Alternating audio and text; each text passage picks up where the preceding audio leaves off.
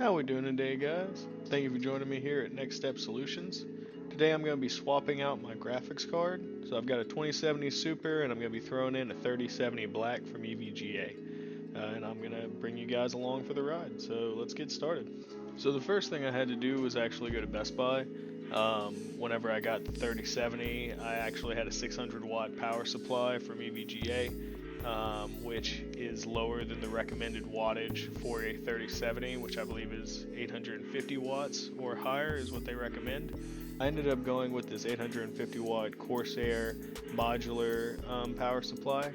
It has that 80 bronze rating, and really it being modular was already an upgrade from what I currently have, which is a non-modular wires built-in power supply. If you're doing this yourself, all you should need is a small Phillips head screwdriver. I recommend it with a magnetic tip. I first disconnected all of the cables from my computer. I then took off the back panel so I could easily get to all of the cables and wires that needed to be disconnected from the motherboard and hard drives inside of my computer. Once I unscrewed the power supply from the case itself, I started disconnecting all of the cables from the CPU power, the motherboard 24-pin power, the graphics card power, and the hard drive power. Now that we have everything disconnected, I'm ready to remove the power supply completely. I'm then going to go and unscrew the graphics card from the bracket mount on the back of the case, flip the clip on the bottom by the PCIe slot to unlatch the graphics card from the motherboard itself. And now that we have the old graphics card removed, we're ready to put in the new 3070.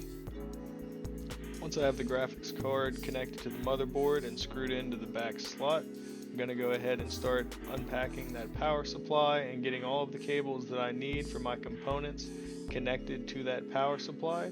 Being that it's modular, this makes this process a little bit easier and helps with the cable management once I get everything connected.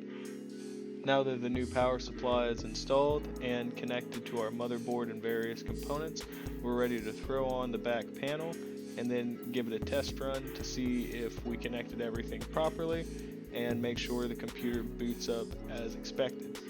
This graphics card has a little bit more RGB with the EVGA on the front, which I'm a big fan of. The computer ends up booting up just fine. We load into Windows, I'm able to log in, and as you can see, we're back up and running and we have that new 3070 installed. Alright guys, I hope you all enjoyed the video. If you did, please like and subscribe, let your friends know, and be on the lookout for any future videos coming your way. Thank you and have a good day.